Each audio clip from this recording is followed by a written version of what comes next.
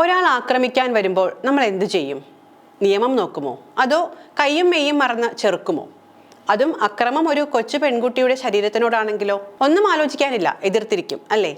എന്നാൽ എതിർത്ത കുറ്റത്തിന് തടവും ഒത്തുതീർപ്പിനായി പിതാവിന്റെ സമ്പാദ്യം മുഴുവനും നൽകേണ്ടി വരുന്നൊരു പെൺകുട്ടിയുണ്ട്. ദക്ഷിണ കൊറിയയിലാണ് സംഭവം. എവിടെയായാലും പെണ്ണിന്റെ മാനം എല്ലായിടത്തും ഒരുപോലെയാണ്. ചൈന മോർണിംഗ് പോസ്റ്റിലാണ് ഈ വിവരം ഇപ്പോൾ പുറത്തു വന്നിരിക്കുന്നത്. ബലാത്സംഗം തടയാനുള്ള ശ്രമത്തിനിടെ അക്രമിയുടെ നാവ് കടിച്ചു മുറിച്ചു. കുറ്റത്തിന് ശിക്ഷ ലഭിച്ച അതിജീവിതയ്ക്ക് 60 കൊല്ലത്തിന് ശേഷം നീതി ലഭ്യമാകുന്നു. ഇതാണ് വാർത്ത. ഇപ്പോൾ 78 വയസ്സ് പ്രായമുള്ള അതിജീവിതയുടെ കേസിൽ പുനർവിചാരണ നടത്തുമെന്നാണ് റിപ്പോർട്ട് അനുസരിച്ച് അന്ന് 18 വയസ്സുണ്ടായിരുന്ന പെൺകുട്ടിയുടെ വീട്ടിൽ അതിക്രമിച്ചു കയറിയാണ് നോവ എന്നയാൾ ആക്രമിച്ചത്. നോവയുടെ നാവ് കടിച്ചെടുത്താണ് പെൺകുട്ടി ബലാത്സംഗത്തിൽ നിന്നും അന്ന് രക്ഷപ്പെട്ടത്. എന്നാൽ മറ്റൊരാളെ ശാരീരികമായി ഉപദ്രവിച്ചതിന് പെൺകുട്ടിക്ക് നീതിപീഠം 10 മാസത്തെ തടവ് ശിക്ഷയാണ് വിധിച്ചത്.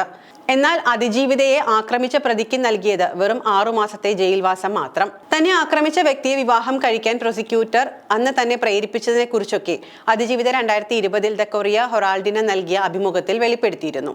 വിവാഹത്തിന് സമ്മതിക്കാത്ത പക്ഷം ശിഷ്ടകാലം ജയിലിൽ കഴിയേണ്ടി വരുമെന്നും പ്രോസിക്യൂട്ടർ ഭീഷണിപ്പെടുത്തിയതായും അവർ പറഞ്ഞിരുന്നു. താൻ തെറ്റൊന്നും ചെയ്തിട്ടില്ലെന്ന് ആവർത്തിച്ചു പറഞ്ഞിട്ടും ഒടുവിൽ ശിക്ഷ അനുഭവിക്കേണ്ടി വന്നതിനെയും അവർ ഓർമ്മിച്ചു. പല അവസരങ്ങളിലും പല രീതിയിൽ ഉപദ്രവിക്കാൻ ശ്രമിച്ച പ്രതിയുമായുള്ള ഒത്തുതീർപ്പിനായി തന്റെ പിതാവിന്റെ കയ്യിലുണ്ടായിരുന്ന മുഴുവൻ സമ്പാദ്യവും നൽകേണ്ടി വന്നതായും അവർ ഈ അഭിമുഖത്തിൽ പറയുന്നുണ്ട്. പിന്നീട് ഉന്നത വിദ്യാഭ്യാസം നേടിയതിനു ശേഷമാണ് താൻ എത്രമാത്രം അനീതിയാണ് അനുഭവിച്ചത് എന്നുള്ള തിരിച്ചറിവ് അതിജീവിതയ്ക്കുണ്ടായത്.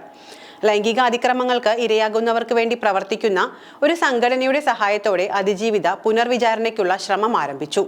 ഒടുവിൽ 2020 കേസ് പുനഃപരിശോധിക്കാൻ സുപ്രീം കോടതി കീഴ്ക്കോടതിയോട് ഉത്തരവിട്ടു. അതിജീവിതയുടെ വാദങ്ങൾ ശരിയാണെന്ന് ബോധ്യപ്പെട്ട കീഴ്ക്കോടതി പുനർവിചാരണയ്ക്ക് അർഹതയുണ്ടെന്ന് സുപ്രീം കോടതിയെ അറിയിച്ചു.